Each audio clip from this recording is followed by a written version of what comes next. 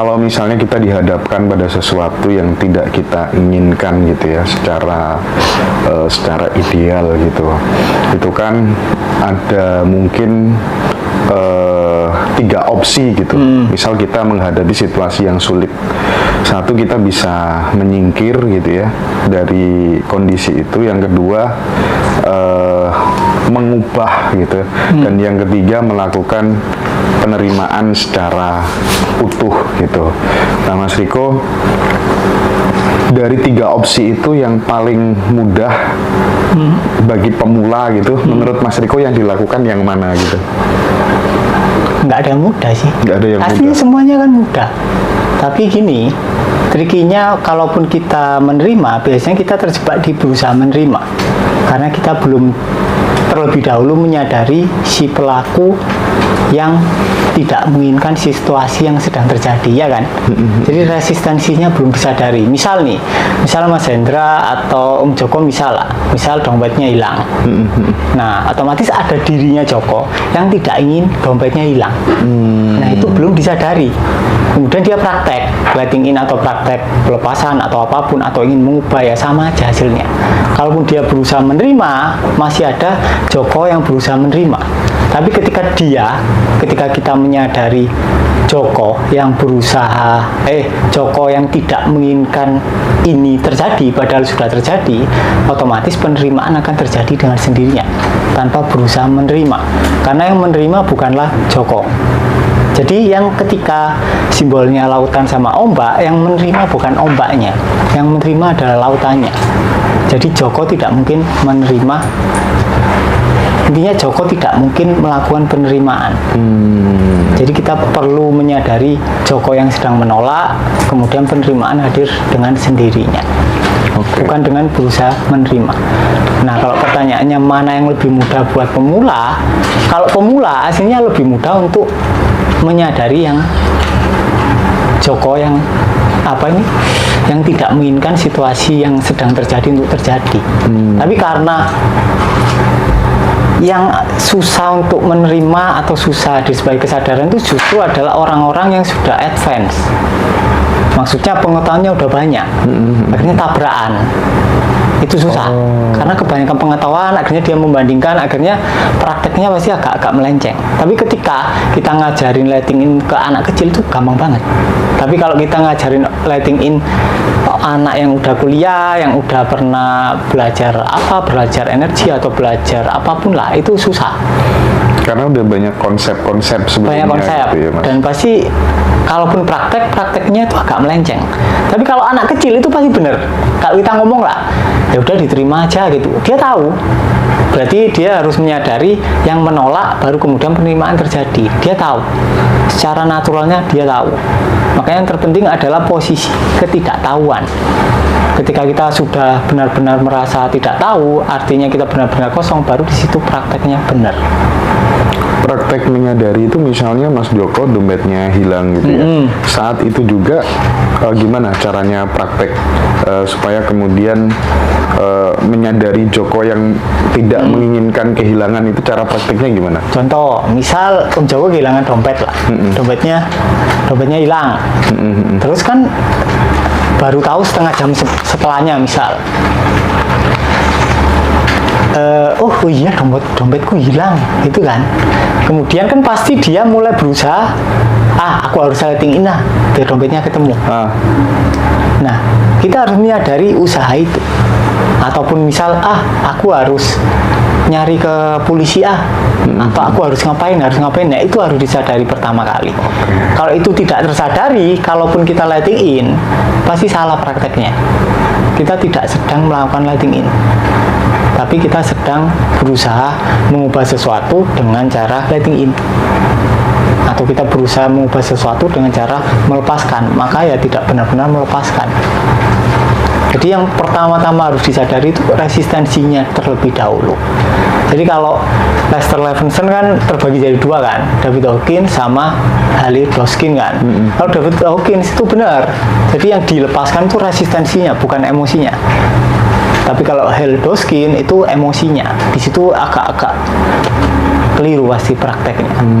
Jadi ketika resistensinya dilepaskan atau disadari, otomatis kita akan bisa menerima emosinya apa adanya, dan kemudian energinya akan ganti. Jadi selalu ingat bahwa energi itu tidak bisa hilang. Energi hanya bisa berubah bentuk. Artinya kalau ada kesedihan atau kemarahan atau misalnya rasa bersalah, itu tidak akan bisa hilang. Ketika terjadi penerimaan energi yang sama atau energi kesedihan, rasa bersalah, itu akan transmutasi menjadi energi cinta. Itu satu-satunya cara, tidak ada cara lain. Jadi emosi tidak bisa dilepaskan. Mau dilepas kemana? Yang ada Diterima dan biarkan itu berubah. dialami utuh gitu ya Mas. Tapi kalau misal nih yang dilakukan Mas Joko pada saat dompetnya hilang gitu, terus dia mencoba untuk mengakses kekuatan di sini saat ini sekarang gitu ya, dia mencoba untuk peripheral kinestetik atau apa bahasanya gitu, dia mencoba untuk tetap stay menikmati keberadaan ini. Kalau misalnya nyamannya sambil merasakan nafas yang rileks, ya rileks gitu. Itu sebenarnya secara definisi beda nggak sama letting in, Mas? Lari. Oh, itu lari juga? Lari, sama, tapi halus. Makanya poin penting pertama kita harus menyadari jokonya. Oh iya, lari Ya dari kan? tadi ya? Jadi poin paling penting kita harus menyadari jokonya. Karena yang sadar itu bukan Joko. Joko adalah objek yang kita sadari. Sama, misal Mas Hendra, misal mobilnya beret, kan ada kayak semacam resistensi muncul kan? Iya, iya. Diwakili dengan nama Hendra. Ya kita harus menyadari Hendranya dulu. Oh, dia Baru sekarang kemudian lagi. emosinya, iya kan? Maksudnya menyadari hendranya tuh, oh dia sekarang gitu? Atau Lagi nggak suka sama oh iya, kondisi iya, yang sedang kondisi terjadi. ini Ya, gitu itu. ya. Jadi lebih enak itu ya Hendranya atau Jokonya atau keakuan kita itu dianggap kayak anak kita sendiri. Jadi kita perlu memandang sisi keakuan kita itu dari sisi cinta, bukan dari sisi kebencian. Jadi kita jangan jadi fighter, jadilah kekasih. Jadi kita perlu mencintai Jokonya sama Hendranya. Oke.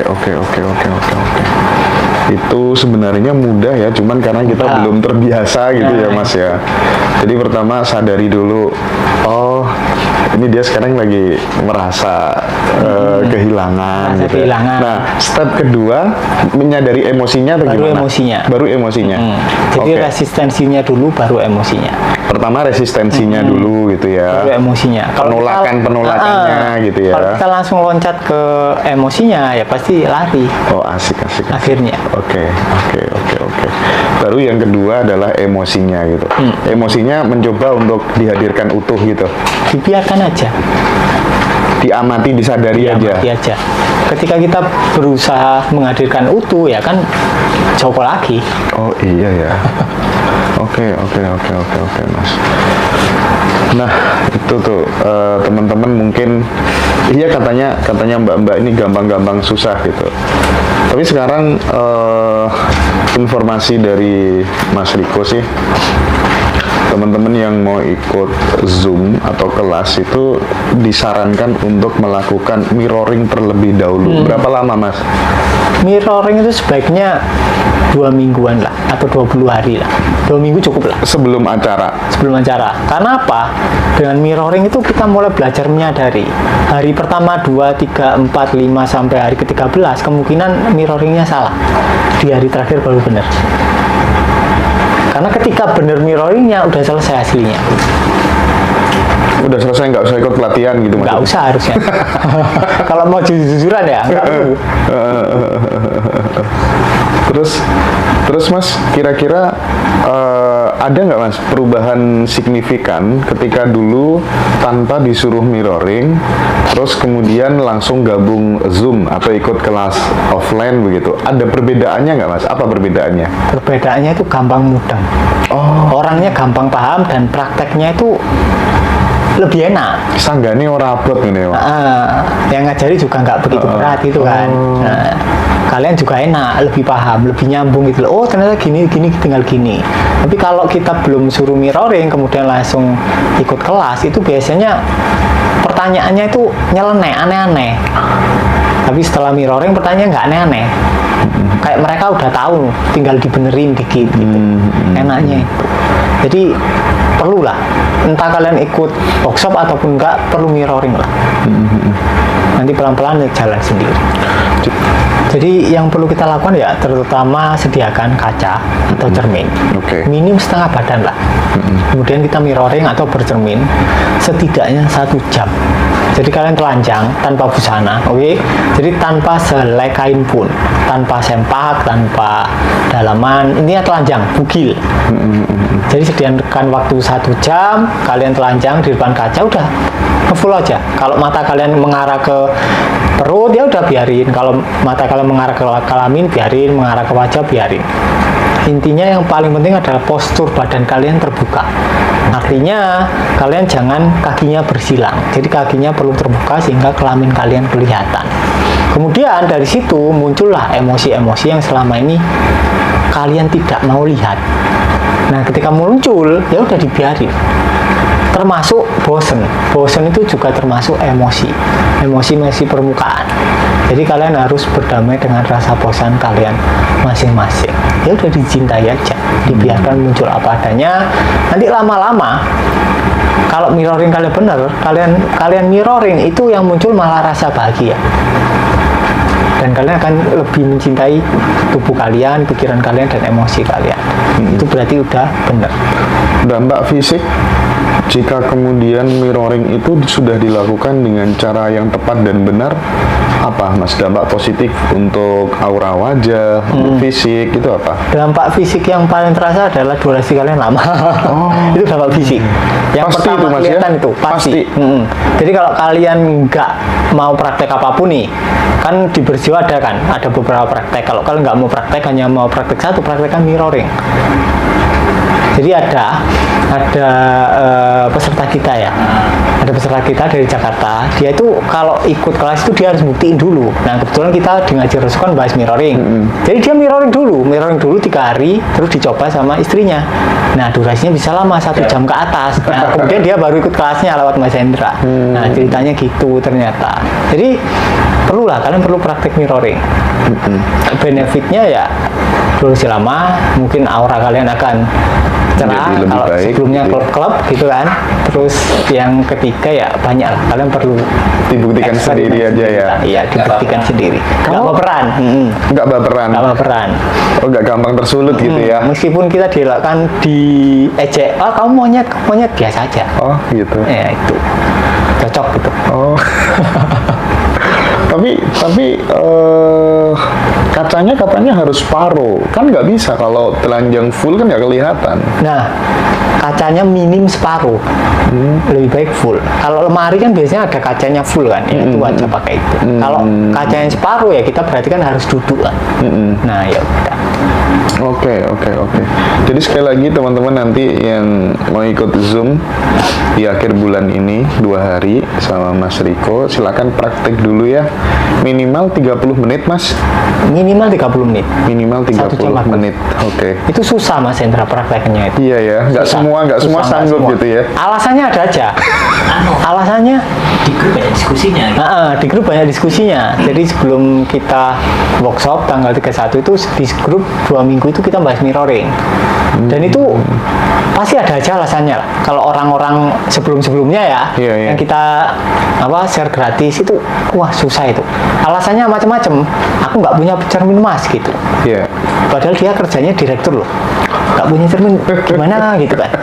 Mungkin ada lagi yang alasannya lucu nih, takut diintip tetangga Mas gitu. Kan nggak mungkin kan, siapa mau ngintip kalian? Nggak mungkin. Terus alasannya takut dilihat anak Mas, padahal dia bercerminnya itu siang hari, anaknya lagi sekolah. Ya masa anaknya tiba-tiba pulang, ya kan nggak mungkin. Intinya macam-macam lah alasannya. Jadi kalian perlu menyadari keengganan kalian untuk mirroring, kemudian kalian mirroring. Penting itu. Mas Joko nggak pernah cerita Mas, setelah mirroring gitu kuat berapa lama gitu? Nah itu orangnya, tanya sendiri tuh. Tapi Jahit itu mirroring dulu. Iya, tapi itu banyak kan sekarang bapak-bapak gitu kan yang WA segala macem gitu. Problemnya itu sih memang. Problemnya itu udah banyak belum Mas yang memberikan testimoni gitu setelah mirroring, luar biasa Mas Riko, tanpa apapun, tanpa trigger obat-obatan apapun gitu. Itu banyak gak yang kayak gitu? Banyak. Jadi di Berjiwa itu banyak kasus-kasus orang diabetes ya. Orang diabetes dia nggak bisa ereksi, akhirnya bisa. Sekarang berani makan semangka. Intinya wis praktek aja lah. Kalau kalian durasinya kecil ya udah, nanti pasti durasinya lama. Pasti nambah. Asal bener mirroringnya. Iya, Makanya hari pertama sampai 10 hari mirroring itu pasti prakteknya salah kalian. Baru di hari ke-11 mungkin prakteknya baru benar. Ya perlu dilakukan terus. Karena ini soal ketangkasan. Itu nggak perlu sedikit-sedikit konsultasi sama Mas Riko, nggak perlu gitu ya? Iya, ya perlu juga karena kan kita perlu review. Oh misal, Mas aku kemarin muncul rasa bosen nih, Nah. terus aku berhenti. Iya. Nah itu kan berarti kita perlu luruskan kan. Oke. Kalau kalian bosen ya perlu disadari rasa bosennya. Atau misal gini lah, yang sering itu ini. Terutama kalau bapak-bapak itu kan ciri khasnya kan dia dididik untuk tegar kan sama lingkungan kan, tidak boleh terlalu merasakan perasaannya. Iya. Kemudian ketika mirroring yang muncul itu datar, nggak ada apa-apa, dia kira berarti nggak ada masalah. Enggak, itu perlu kalian lanjutkan sampai 1 jam. Biasanya di hari ketiga baru ada perasaan. Kalau nggak gitu, setelah mirroring, waktu kalian kerja itu baru muncul. Tiba-tiba kalian sedih, tiba-tiba kalian kesel, tiba-tiba merasa bersalah sama siapa atau apa. Intinya kalau bapak-bapak, terutama yang di atas umur 40, emosinya keluar tuh di luar mirroring. Misal kalian mirroringnya pagi hari nih sebelum berangkat kerja, kemungkinan besar emosinya akan muncul waktu kalian kerja, nggak pas mirroring. Kalau cewek keluarnya pasti pas mirroring. Bedanya itu karena cowok dididik untuk tegar. Mas, andai kata kemudian dikomparasikan gitu ya, kalau di Seduna Method kan disuruh nyadari atau menghadirkan perasaannya, kemudian dilepas kapan, saat ini atau sekarang gitu ya, itu dengan penuh pengembangan masing-masing coach lah ya. Itu ketika kemudian dikomparasikan dengan mirroring, itu lebih efektif yang mana dari pengalaman Mas Riko handle banyak klien gitu? Tergantung orangnya. Oh. Dan semua itu ada kelemahannya. Kelemahannya sama. Ketika kita berkutat di cleansing, kelemahannya hanya satu. Misal Joko nih, Joko mirroring, kemudian Joko cleansing, pelepasan atau letting in. Kelemahannya itu satu. Joko akan mengidentikan dirinya dengan pembersih. Dan kemudian dia akan mencari-cari emosi yang belum selesai. Padahal udah selesai. Kelemahannya di situ. Kita akan mencari-cari perasaan yang, oh kayaknya ini masih ada, gini-gini. Makanya itu yang bahaya di situ. Akhirnya kita menjadi pencari lagi. Kalau sebelumnya kita mencari kebahagiaan, sekarang mencari samskara. Dan nggak selesai sama. Makanya yang paling penting adalah open awareness. Jadi cleansing itu bentar aja, 1 bulan ya, kemudian kalian perlu open awareness. Kalau kalian nggak open awareness sama, kalian akan terjebak di sosok yang pencari. Kali ini gantinya adalah pencari samskara. Karena dengan kalian mengira kalau samskaranya lenyap, udah kalian cari-cari, bongkar-bongkar semua, lenyap, hilang, harapan kalian adalah kehidupan kalian baik. Ada sosok Joko di situ yang belum kalian sadari. Makanya yang paling penting itu open awareness. Iya. Nah, kalau kalian langsung loncat ke open awareness tanpa pernah tanpa pernah clearing, itu juga susah. Makanya clearing dulu bentar, kemudian langsung mengarah ke open awareness. Jangan kelamaan di clearing. Jebakannya di situ. Oke, teman-teman yang kemarin udah daftar lewat Ngaji Roso, yang udah masuk grup, silakan lakukan mirroring dulu minimal selama 2 minggu, sehingga nanti pada saat pas Zoom online tanggal 31 dan 1 November itu lebih mudah memahami materi yang akan disampaikan oleh Mas Riko begitu ya. Dikasih panduannya Mas Diko. Ya, nanti akan dikasih sama admin panduannya dari timnya Mas Mas Riko ya teman-teman ya. Dan teman-teman yang mau beli buku Bayang-Bayang Tuhan, silakan di check out. Itu sudah saya sematkan produknya. Jadi bukunya Mas Riko itu ada 5, ada Satsang, The Black Book, ada Bayang-Bayang Tuhan, Eleftheria, kemudian Satu Jeda dan Diana gitu ya. Silakan teman-teman di check out aja. Nah Mas Riko, ini pertanyaan selanjutnya ini titipan Mas Riko. Mas Riko itu sampai pada titik ini, sampai pada fase ini tentunya kan tidak mungkin juga kalau kemudian tidak belajar gitu kan. Nonsen lah ya, tetap orang berproses bertumbuh gitu sebelumnya gitu ya. Nah, tokoh-tokoh spiritual siapa aja sih yang mempengaruhi pikiran seorang Riko Hutama itu kira-kira yang bener-bener ngefek banget gitu Mas? Biasanya kan ada sih misal kayak MH Ainun Najib gitu, salah satu orang yang mempengaruhi dan saya anggap guru adalah Umbulandu Parangi gitu. Atau mungkin kalau Mas Riko gimana? Aku pengen tahu. Aku yang paling ngefek itu Astawakra. Astawakra. Jarang yang tahu. Jarang yang tahu. Menurutku itu adalah ekspresi ketuhanan yang paling murni. Menurutku, kalau kita lihat dari kitabnya Astawakra kita, itu adalah ekspresi ketuhanan yang paling murni. Yang kedua ada Krishnamurti, ada Osho. Jadi yang paling penting ketika kita baca ya kita praktekkan, nggak dibaca doang. Jadi misal Osho punya buku Bhairava Tantra lah, ada 112 teknik. Ya lakukan satu-satu. Dari situ kalian akan tahu, oh ternyata semua teknik sama, yang ketangkasannya itu ada di sini. Ternyata sama-sama mengalami jeda. Nah, jeda ini ternyata bukan tentang praktek, tapi tentang ketangkasan. Nah, dari situ baru kalian paham. Jadi kalau aku dulu praktek sejak SMP ya tak praktekin satu-satu. Jadi satu teknik tak lakukan 1 bulan. Oh ternyata gini, oh kurang cocok.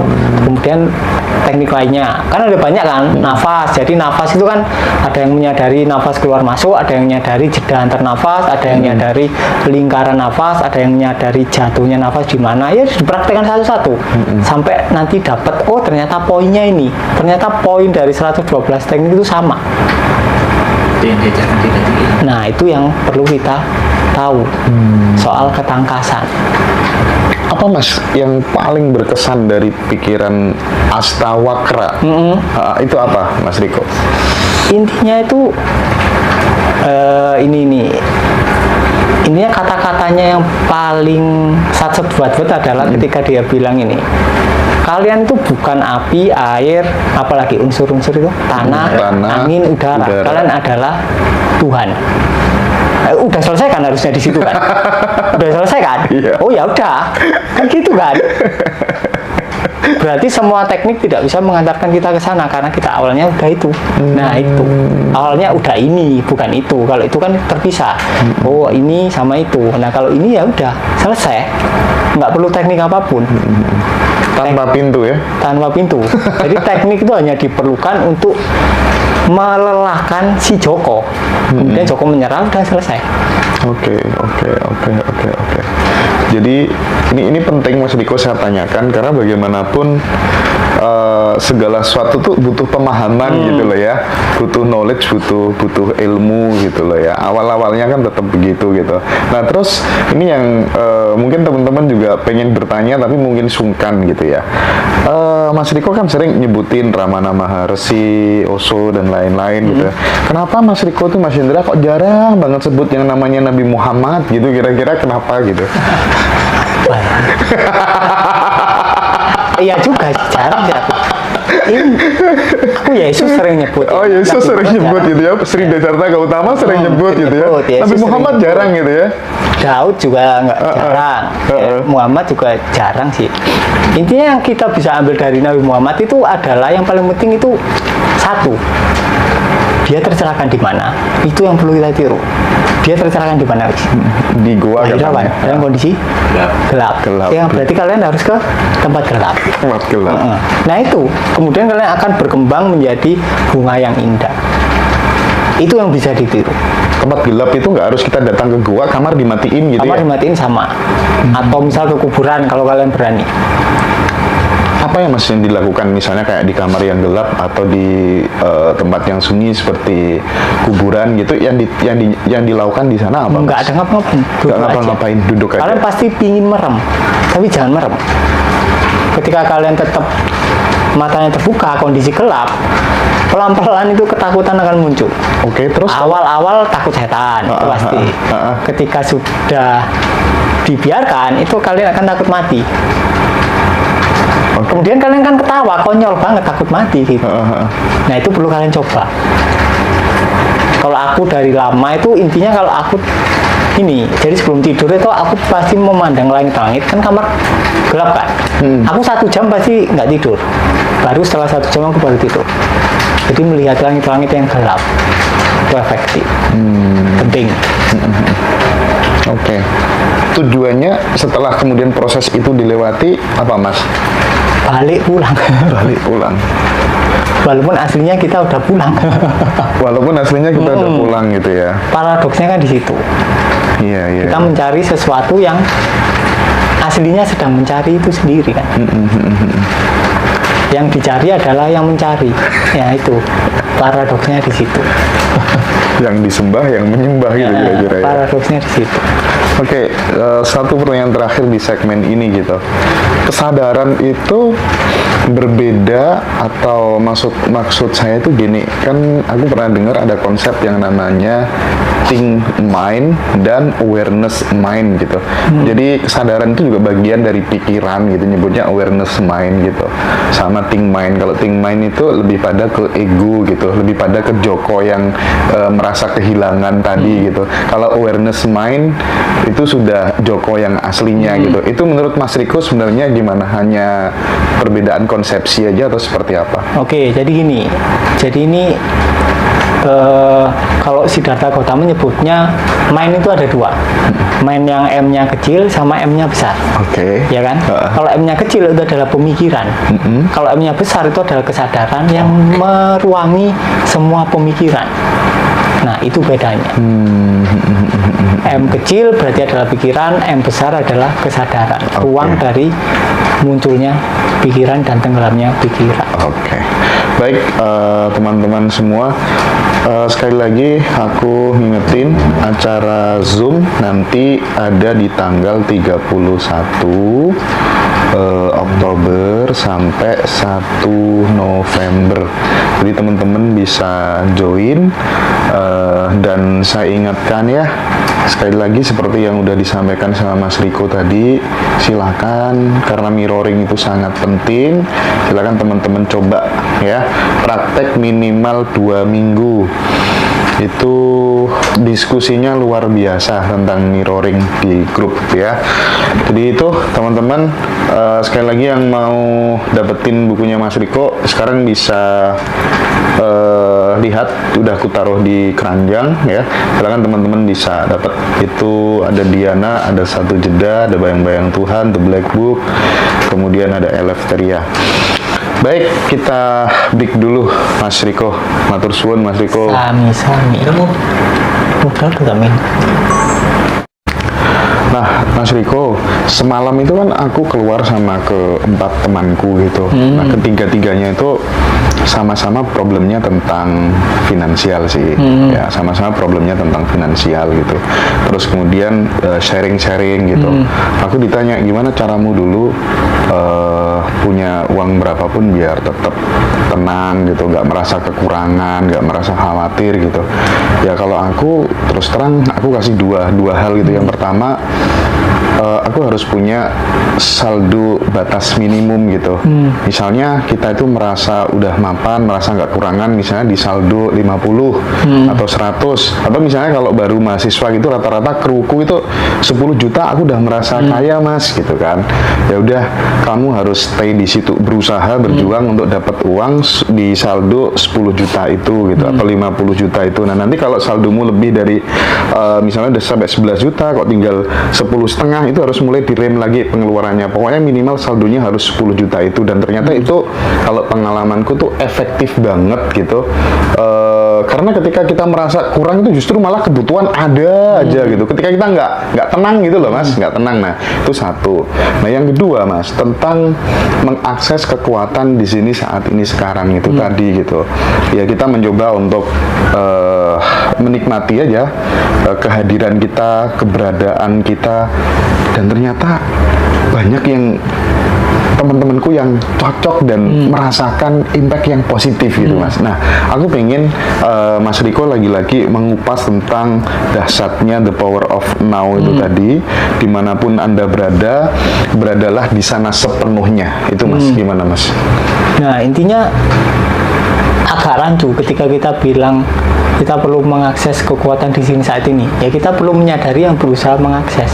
Menyadari yang berusaha mengakses. Yang berusaha Oke. mengakses kan pasti Joko kan. Ya, ya, Joko ya, iki ya, seru ya. memang.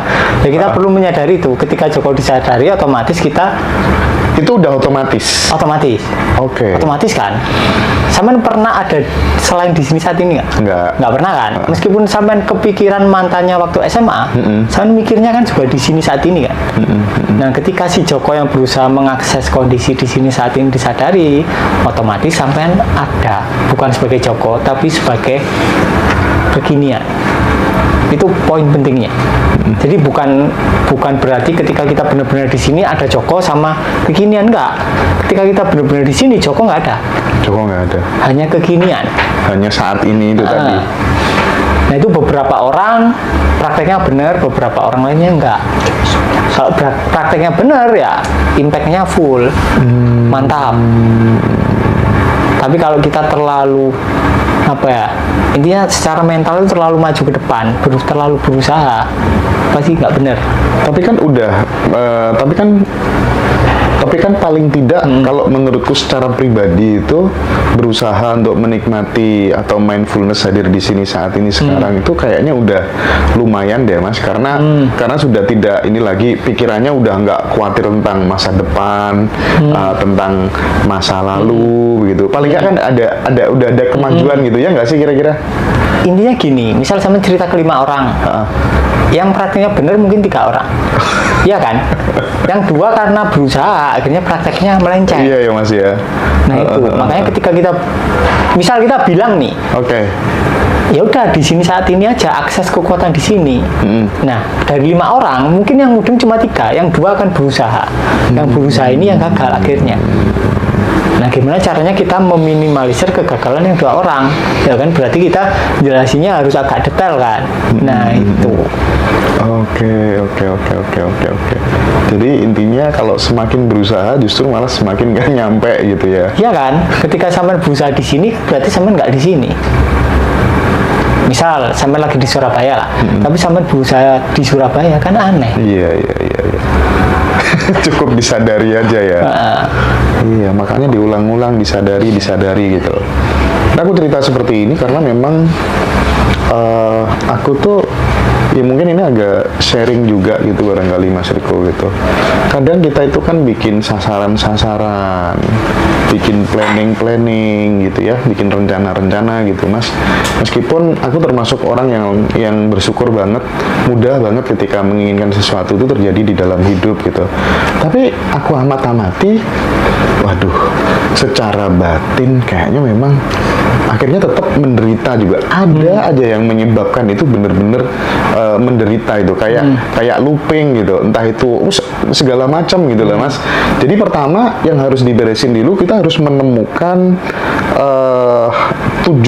tujuan batin dulu gitu, baru kemudian lahir ngikut gitu kah kira-kira? Gini, aslinya itu nggak ada yang salah dengan planning, nggak ada yang salah dengan intensi atau goal setting, nggak ada yang salah. Tapi kita perlu masuk lebih dalam. Kenapa kita melakukan hal itu? Oke. Contoh misal, aku planning karena aku ketakutan nggak punya uang di masa depan. Ya. Nah, yang perlu disadari kan berarti ketakutan nggak punya uangnya. Ketika ketakutan nggak punya uang tersadari, kemudian berubah menjadi cinta, transmutasi, kemudian kita planning, pasti hasilnya bagus. Tapi kalau sponsornya kita planning karena takut nggak ada uang, ya pasti hasilnya nggak ada uang. Jadi bukan soal doingnya, Tapi kita perlu menyadari doing kita ini sebagai reaksi atau prokreasi. Nah, kalau kita bahagia nih, playfulness kita dalam nuansa bermain-main, ya doing kita pasti jadi bagus. Jadi bukan soal kalian nggak boleh planning atau kalian nggak boleh doing atau apa, enggak. Jadi doing itu perlu, asal sponsornya bener. Kalau gini, bikin rencana sasaran itu tidak salah kan? Intinya kan gitu ya Mas Riko ya. Yang salah adalah penggunaannya sebagai pengganti rasa kehidupan, pengganti keberadaan yang telah lengkap, penuh dan sempurna gitu. Itu oke ya kira-kira ya. Sponsor termasuk sponsor yang salahnya tadi itu. Nah, ketika kita menyadari sponsornya, otomatis kan kita adalah kedamaian. Ya kan, otomatis planning muncul akhirnya dari kedamaian itu Iya, bukan dari paham. sponsor yang kekurangan tadi. Jadi perlu disadari dulu kekurangannya, perlu disadari dasar kalian. Kayak sampean bangun fondasi lah, fondasi rumah lah. Kalau fondasi rumah itu tanahnya tanah lembek, mau sampean bangun 50 lantai pasti runtuh. Tapi kalau tanahnya bagus, sampai nusun pondasi, mau itu 50 lantai ya aman-aman aja. Intinya jangan membangun pondasi di atas pasir. Nah, pasir itu seperti rasa kekurangan, kemudian rasa kemarahan, atau ingin balas dendam, dan lain-lain. Itu sebaiknya jangan. Tapi kalau mau dicoba ya nggak apa-apa. Ya kan, namanya coba-coba. Eckhart Tolle pernah mengatakan gini, jika kita tidak puas dengan apa yang kita peroleh, mungkin itu bisa jadi motivasi untuk kita menjadi orang yang kaya gitu. Namun jika itu terjadi, kita tetap mengalami kondisi batin yang kekurangan dan terus kurang gitu ya. Kita nggak bisa tinggal bersama keberadaan dan kelimpahan hidup yang sebenarnya, dan itu merupakan satu-satunya wujud kesejahteraan yang sejati, yaitu gitu. Jadi kalau basisnya udah itu dulu gitu, semuanya justru akan menjadi lebih mudah. Nah, kita kadang kebalik gitu. Bener. Mantap. Iya. Kita kebalik gitu ya Mas ya. Kita kebalik. Aduh. Berarti penting ya memahami tujuan batin dulu kan intinya gitu Mas. Tentang kesadaran ini kan batin dulu sih Mas, kira-kira. Iya apa enggak? Nah, batin itu apa? Batin itu apa? Batin apa ya, maksudnya batin? Mungkin kalau aku memahami batin tuh gini sih Mas, tujuan lahir misalnya ya. Kalau kita ngomong batin kan ada lahir gitu, makanya ada lahir batin gitu ya.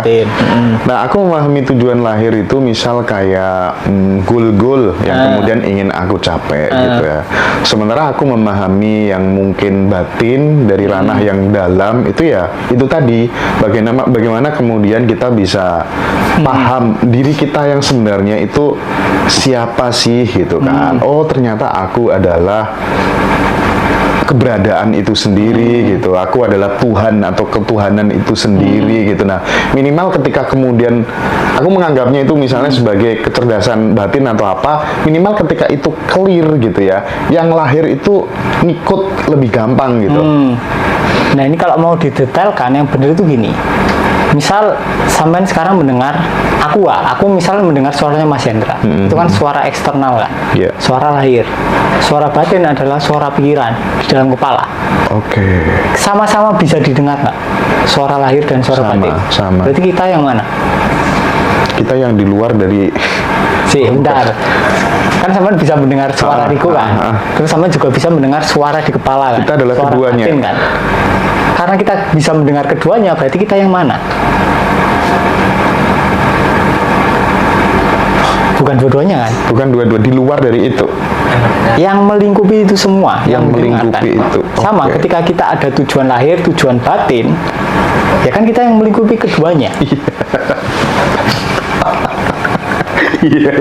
Jadi Mas, ketika entah itu tujuan batin, entah itu tujuan lahir, ketika itu ada, itu kita akhirnya menempatkan tujuan kita itu lebih penting dari kehidupan itu sendiri. Bener. Jadi tunggangan. Iya. Itu. Jadi lagi-lagi jawabannya ya stay of awareness itu. Jadi nggak apa-apa teman-teman, tetap bikin tujuan gitu ya, tapi basisnya harus benar dulu gitu ya. Makanya harus ikut letting in dulu teman-teman biar paham. Kita ini kan seperti yang disampaikan oleh Mas Riko sebenarnya sudah berada di garis finish gitu ya. Dia masih nyari-nyari terus gitu ya Mas ya. Nah, dalam dunia spiritual itu Mas Riko ada yang namanya halusinasi, ada yang namanya delusi, ada yang namanya ilusi gitu. Nah, halusinasi dalam konteks berspiritual itu terkadang memang yang case yang sering aku jumpai gitu, sampai kemudian dia mengaku sebagai nabi lah, mengaku sebagai satrio piningit lah, mengaku sebagai ratu adil lah, mengabarkan nanti bakal ada begini. Aku dapat tugas dari leluhur untuk menyongsong kejayaan Nusantara, yang kemudian itu kadang sampai mengorbankan rumah tangga, perilakunya menjadi tidak seperti biasanya gitu. Nah, dalam perspektifnya Mas Riko gitu ya, kira-kira kenapa orang berspiritual justru yang muncul adalah halusinasi seperti itu, dan bagaimana cara mengatasinya, Mas? Karena orang-orang, kebanyakan manusia memisahkan antara spiritual dan duniawi. Padahal satu. Kalau kalian nggak bisa membawa keheningan yang sama saat kalian meditasi ke dalam kehidupan kalian sehari-hari, ya percuma. Ngapain kalian meditasi? Jadi antara spiritual dan duniawi ya kalian harus satukan jadi satu. Nggak bisa dipisah. Kalau kalian bisa, ya nyelewengnya pasti gitu. Kalian akan mendapat delusi, mungkin didatengin alien, mungkin didatangi utusan Tuhan yang berkata kalian adalah diperlukan untuk pertumbuhan dunia, kemudian kalian akan mengabaikan keluarga, kemudian ngurusi hal yang gak kena, uang gaib atau apapun itulah. Uang gaib. Kan banyak kan dari zaman dulu kan. Karta Pak Karno dan lain-lain, Om Joko ini. Oh gitu ya. Pernah disuruh nganterin. Oke. Jadi itu sangat-sangat fatal. Jadi perlu intinya orang-orang semacam itu biasanya waktu kecil kalau nggak terlalu ketat aturannya, biasanya itu orang-orang semacam itu biasanya adalah waktu kecil banyak dikekang orang tuanya. Akhirnya dia butuh figur otoritas, dia nggak bisa jalan sendiri. Yang kedua adalah orang yang tidak dapat validasi atau pengakuan dari bapaknya. Pasti ketika dia spiritual melenceng kayak gitu. Hampir pasti. Ada efeknya Mas ya? Tidak dapat pengakuan dari bapak itu? Berefek sekali. Misal Om Joko kecil nih, kemudian anak kecil kan pasti ingin diakui orang tuanya kan? Iya. Wih anak baik, atau wih nilaimu bagus. Akhirnya dia berlomba-lomba sama temennya kan. Tapi ketika dia ranking 1, bapaknya biasa aja. Perasaan sampean gimana? Sakiti kan? Iya sih. Kecewa gitu ya. Nah, ketika dewasa kita akan terjebak di pencarian validasi terhadap orang lain. Kayak kita akhirnya berbuat baik, amal kemana-mana biar dipuji orang, dan lain-lain banyak. Jadi pengalaman kita waktu kecil itu adalah unsur pembentuk karakter kalian yang paling paling pusat lah. Itu samskara kalian yang paling dalam. Dan itu bisa disembuhkan melalui salah satunya adalah mirroring ya Mas? Mirroring. Waktu mirroring kalian tiba-tiba kan inget kisah kecil, ya udah dibiarin. Ada nggak pengalaman yang ekstrim gitu Mas? Misal kayak wajah berubah. Nah itu kalau wajah berubah ya ini kita riset sama Om Joko. Jadi hampir semua pemirsa Ngaji Roso itu pasti wajahnya berubah. Karena udah ada dogma spiritual, odam dan lain-lain. Nah, dan mungkin juga dengar podcast kita gitu ya. Tapi kalau dari peserta berjiwa yang kemungkinan mungkin dari iklan atau dari Instagram itu nggak ada macam-macam. Wajah yang berubah jadi singa nggak ada. Karena mereka nggak pernah nyari orang pintar. Misal Om Joko nanya lah ke orang pintar, "Mbah, kodamku apa? Tuyul mosing." Gitu kan piye. Itu masih keluar. Tiba-tiba wajahnya berubah jadi singa, tiba-tiba berasap. Intinya orang-orang spiritual ya pasti keluar dogmanya. Ketika keluar ya dibiarkan. Jadi lebih baik aslinya nggak kuat. Berarti kalau nggak punya dogma spiritual yang aneh-aneh. Melihat hal itu, kesimpulannya Mas Riko apa? Apakah kemudian yang ikut bersejiwa vibrasinya tinggi, yang dari ngaji rosok vibrasinya rendah, atau gimana kira-kira Enggak kesimpulannya? soal vibrasi, Bukan. tapi soal belief. Soal program. Soal program. Kalau orang yang berjiwa, programnya mungkin masalah rumah tangga. Iya. Itu oke. lebih penting bagi mereka. Nah, ini yang misal orang spiritual yang lebih penting adalah kodam. Cuma bukan masalah tinggi rendah, tapi masalah kepentingan. Mana yang lebih penting? Nah, itu Oke, muncul. oke, Nah, kalau udah muncul ya biarin. Kalau kalian udah membiarkan kedua kali, nggak akan muncul lagi. Singa-singa dan kuntilanak-kuntilanak itu. Nah, lari gitu biasanya kalau misalnya pas lagi muncul wajah baru gitu. Enggak sih, belum ada yang lari orang. Oh, belum ada yang Belum lari. ada. Jadi dibiarkan saja. Oke. Pasti muncul sih. Banyak yang kayak gitu ya. 100%. Oke, baik. Nah, Mas,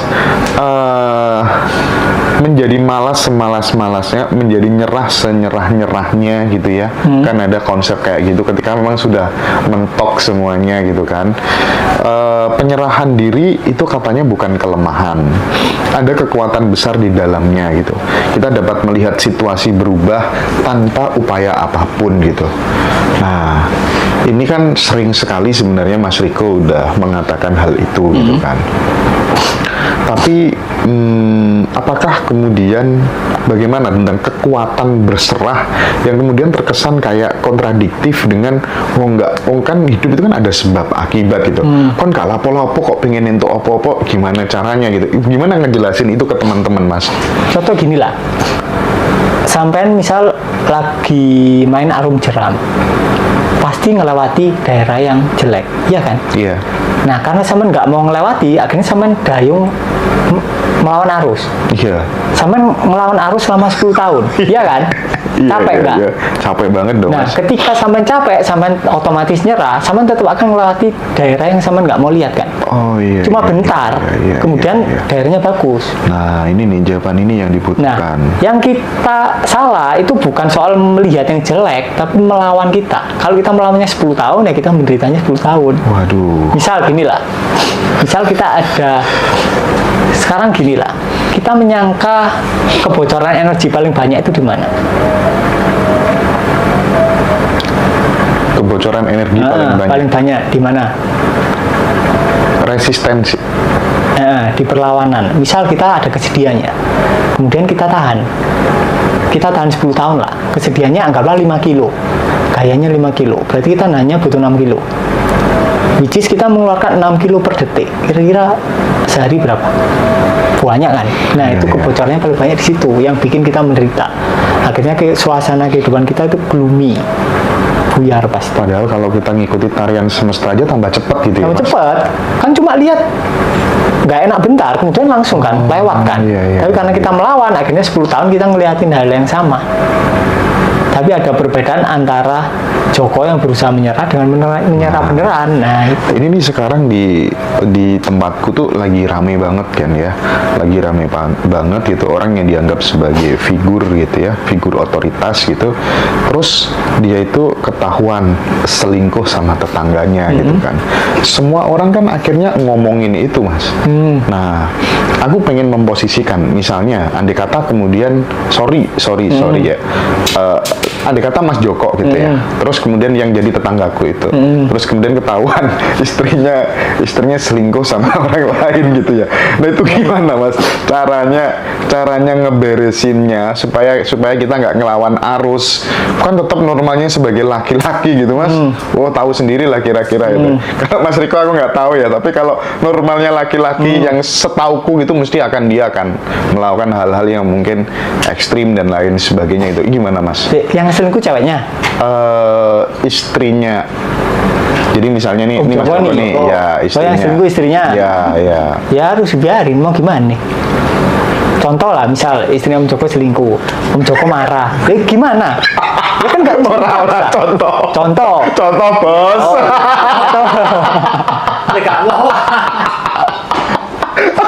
Kok wajahnya tuh berubah.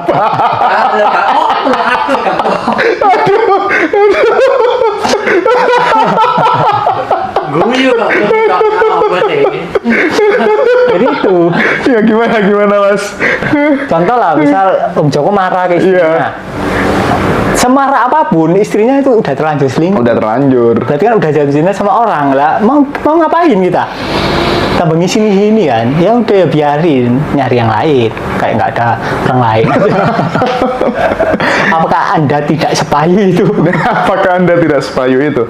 Tapi bukankah ketika kemudian kita itu sudah menyadari diri kita yang sebenarnya gitu kan, kita udah nggak ada mas rasa kurang, even itu dalam konteks finansial, mau pasangan, mau apa. Sebenarnya kan yo ngefek, tapi gak patek ngefek nemen gitu kan, ibaratnya ya, ketika kita udah stay di situ ya nggak. Sedih cuma 2 menit Nah. gitu kan.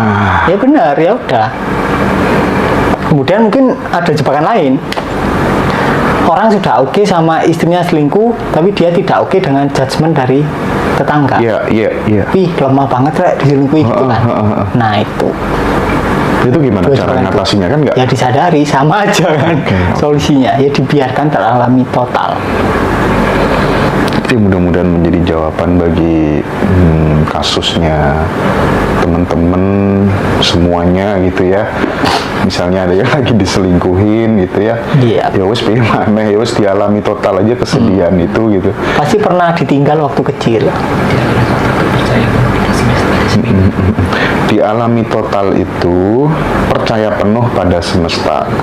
Itu nanti materi seminar ya. Zoom 2 hari di tanggal 31 November dan 1 Oktober gitu. Tapi yang tadi mas caranya nanganin judgement tadi gimana mas? Kamu tuh laki-laki gak punya power sama sekali terhadap istri misalnya kayak gitu. Ketika tuh gimana? dibilang gitu kan rasanya cekot-cekot kan. Ya udah dibiarin cekot-cekot kan hilang sendiri. Kemudian besoknya dibilang gitu biasa aja, berarti udah selesai. Intinya dibiarin. Daripada kemudian melawan dan kemudian membuat perlawanan kepada istrinya yang sudah terlanjur selingkuh tadi, itu justru akan membuat pola berulang terus. Intinya gini, kita perlu melihat realita dunia ini bukan dari sudut pandang korban. Oke. Karena kita bukan korban. Kita itu pelaku dan pencipta. Misal kita diselingkuhi, ya gara-gara kita. Mungkin waktu kecil kita pernah ditinggal sama orang tua, kemudian rasanya sakit hati, kemudian itu belum kita proses secara total. Otomatis harus terjadi di kemudian hari untuk mentransmutasi energi yang residu-residu yang belum terproses. Misal korban pelecehan, oke lah, pertama dilecehkan waktu kecil dia korban. Karena mungkin ada warisan dari orang tuanya, kontraksinya terwariskan melalui plasenta, emosinya juga, kemudian waktu balita dia dilecehkan. Yang kedua, balita jarang sih, biasanya SD itu dilecehkan pertama kali. Kemudian pengalaman kedua, dia adalah pelaku. Kenapa? Karena di pengalaman pertama dia tidak membiarkan emosinya apa adanya. Makanya ada pengalaman kedua, 3, 4, 5, 6, 7, 8, 9, 10 dan seterusnya. Jadi ini bukan soal kita nyalain apa orang yang dilecehkan, enggak. Tapi ketika kalian memposisikan diri sebagai korban, enggak ada solusi. Iya kan? Misal Om Joko kecil pernah dilecehkan sama cewek, which is jarang kan, mungkin ada lah. Kemudian dia trauma, kemudian dia akan dilecehkan terus. Kalau dia sampai besar memposisikan dirinya sebagai korban, dia akan terus menyalahkan orang dan nggak ada solusi. Meskipun dia ikut workshop letting in, pasti caranya salah. Dia berusaha letting in, tapi dari posisi korban ya nggak bisa. Jadi kalian harus sadar posisi sebagai korban, bahwa kehidupan ini entah kalian miskin, entah kalian kaya, entah kalian dilecehkan, entah kalian diselingkuhi, itu adalah akibat dari diri kalian sendiri. Nah, dengan dengan pemahaman yang benar itu baru kalian prakteknya benar. Tapi kalau kalian masih merasa sebagai korban, ya pasti prakteknya itu melenceng, pasti gagal. Makanya hampir di semua ajaran spiritual kita diajarkan untuk bertanggung jawab terhadap kejadian apapun yang sedang terjadi. Penting. Penerimaan. Jadi misalnya kejadian itu sudah terjadi gitu ya. Jadi yang kita lakukan adalah penerimaan utuh, percaya utuh pada kemauan semesta itu apa, itu hasilnya akan lebih baik ketimbang kemudian kita melawannya gitu kira-kira. sebelum menerima kita harus bertanggung jawab dulu. Oh ini Bertanggung gara-gara aku. Oh, disadari dulu. Oh, ini gara-gara. Tapi kan gara-gara aku itu kan masa kecil kita kadang udah lupa, Mas. Itu kan misalnya kayak kita nggak ngelakuin apa-apa gitu. Mikirnya kan, oh aku dulu nggak ngelakuin apa-apa gitu kan. Mosok terus tiba-tiba kayak gini dibalas kayak gini. Selama ini aku jadi suami juga baik, oke gitu. Gimana tuh? Nggak apa-apa, nggak selalu kalian harus ingat. Makanya kayak di ajaran Hindu itu kan diajarkan reinkarnasi kan. Itu cuma untuk ngetrik pikiran. Oh, ya aku kehidupanku sekarang itu ya gara-gara dulu. Biar kita bertanggung jawab. Agar kita ya. bertanggung jawab. Itu doang, bukan dikarang, oh aku cerita raja terus gini-gini, enggak. Jadi cuma sebatas, oh ya aku gini itu gara-gara kehidupanku lampau aku gini. Berarti aku harus bertanggung jawab. Udah selesai. Jadi nggak perlu kepercayaan Mas Riko tentang reinkarnasi itu sebatas itu aja gitu ya? sebatas itu. Sebatas itu Dan aja itu ya? untuk ngetrik pikiran. Kalau kita tersesat lebih dalam ya ajur mumur, guys. Ajur mumur, pasti ajur mumur. Iya. Jadi bukan soal itu benar atau salah, tapi itu tepat nggak dijadikan pendekatan kehidupan kita. Apa konsekuensi buruknya apa Mas Riko ketika kemudian orang percaya penuh bahwa hidup itu terus berputar, berlanjut gitu ya. Riko mungkin adalah roh di zaman dahulu, ada roh tua, ada roh muda dan lain sebagainya itu apa? Hancur Imbas mumur. buruknya apa tuh? Seperti apa? Konkretnya bagaimana Mas? Ya akibatnya kita akan menjadi pencari yang abadi. Ya kan? Misal, oh berarti aku Riko dulu hidup waktu zaman Majapahit, terus zaman Purba dan lain-lain itu kan terus kan seret, jiwaku berarti dulu. Nah itu kan malah mengabadikan keterpisahan kan. Berarti ada jiwaku sama jiwanya sampean. Nah itu udah kontradiktif. Jadi di atas apa? Di atas kebenaran masih ada kebenaran yang lain.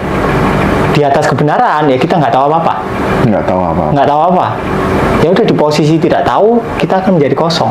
Di situ kita tahu sekaligus tidak tahu. Paradoksnya di situ. Pecah porandas semua.